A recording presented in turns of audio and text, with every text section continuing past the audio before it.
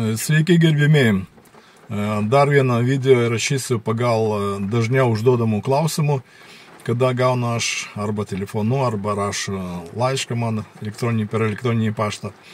Į vienas iš tokių dažnų klausimų žmogus klausia, sakysim, ar verta pirkti kažkokį biudžetinį variantą, sakysim, šilumos siurblį arba kondicionierių, arba šilumos siurblį oras vanduo, oras. Ar verta kreipti dėmesį į biudžetinį variantą, kadangi, sako, pas jūs didelis pasirinkimas, o pas mus tikrai mūsų elektroninis svetainė komfortobustas.lt tikrai yra platus pasirinkimas, kadangi mes norim, kad nedirbom tik su vienu kokiu arba dviejų brandų, o norim turėti ir pasiūlyti klientui plačią asortimentą pagal kainas, pagal kokybę, pagal charakteristikos, kad žmogus galėtų labai gerai pasirinkti būtent tą įrangą, kurią jis nori įsigyti.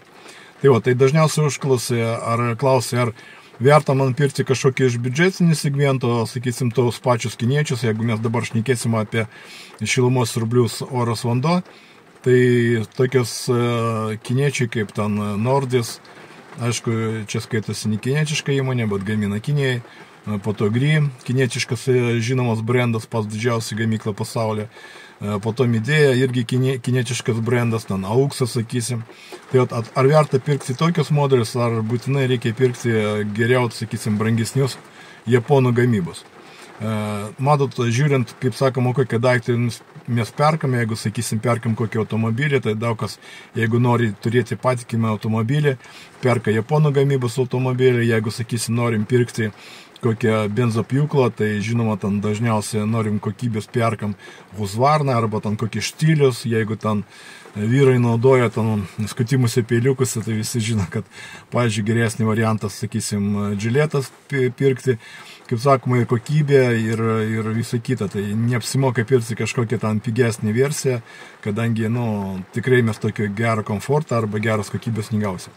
Bet dėl šilumos siurblys oras vanduo ir kondicionierius, šitas dalykas ne visiškai dirba, kadangi ir biudžetiniai variantai, kurie aš vadinau prieš tai, jie irgi pasižymė neblogą kokybę, arba nesakyčiau gerą kokybę, servizų, aptarnavimų, neblogos charakteristikos jų, nes tie gamintojai irgi nori užimti dalį šito rinko ir dėl to stengiasi irgi dėl to. Tai aš niekada nesakau žmonėms, kad jūs nežiūrėkit į šitą pusę, nežiūrėkit biudžetinis variantas, kadangi čia bus pinigų išmetimai arba dar kažkokie dalykai, kadangi šis prekės tikrai yra kokybiški, yra ir veikia gerai, ir gera garantija, ir servizus yra neblogas geras.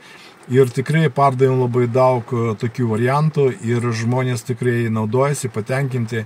Ir man nesunku prisiminti, kad būtų kažkokių dažnai gydimų, kažkokių problemų su šia įranga. Tai kad viską priklauso nuo to, ką jūs norite įsigyti, kiek jūs galite skirti finansų, pinigų įrangai. Ir tada jau galima kažką atrinkinėti. Jeigu žmogus, sakysim, turi pakankamą lėšų ir sako, laisvai aš galiu skirti daugiau pinigų įsigyti kokį japonišką gamintoją, tai aš niekada nepasakysiu, kad nedarykit to dalyko, nereikia. Visada, puiku, galit pirkti brangesnį daiktą, jokių problemų nėra. Žinomo brando daiktą galit pirkti, jokių problemų nėra. Bet kartais statybos, kaip sakoma, reikalauja labai daug pinigų, daug investicijų.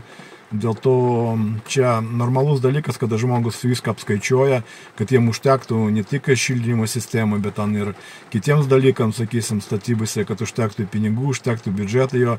Tai tada pradeda rinkti, sakysim, tokios, kad būtų nelabai brangiai, sakysim, sutaupys ten mažiau investuos ten šildymo įrangą, ten 1000 ar 1,5 ar 2000, o tos 2000 įsigys kažkokią kitą, dar kažkokią papildomą prekę ar paslaugą namams ir, kaip sakoma, jiem tada lengviau sutvarkyti namą, pastatyti, pradėti ten gyventi jau pagal, kaip sakoma, biudžetą, kuris gali skirti. Tai kad aš manau, kad tikrai verta žiūrėti, ypač jeigu pas jūs ribotas biudžetas, jeigu jūs nenorite išleisti daug pinigų šildymo įrangai, tai jūs galite laisvai rinktis ir tos pačios Gry, tos pačios Midėja, Nordis, šilumos siurbliais, kodėlgi ne. Arba tam Auksas, panašu kažkokiu kitų. tai viskas okei. Kažkokį nepastebėjom didžiulių trūkumų arba problemų su jais.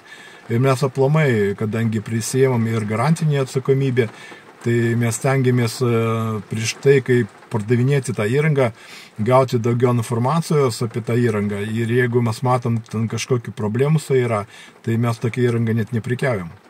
Tai kad aš manau, kad atsakiau jūsų tokius klausimus ir kas būtent dabar gal žmonės galvoja, ką įsigyti, ką nupirkti, tai manau, mano video bus, kaip sakoma, neblogas patarimas. Aišku, kiekvienas žmogus turi spręsti pats, nes čia jo pasirinkimas, jis naudos tą įrangą, ne aš. Bet aš manau, kad paklausyti visokių nuomonių, ne tik mano, gal kitų specialistų labai būtų gerai. Tai, kad jeigu jums patiko, statom laiką ir iki sekančio karto.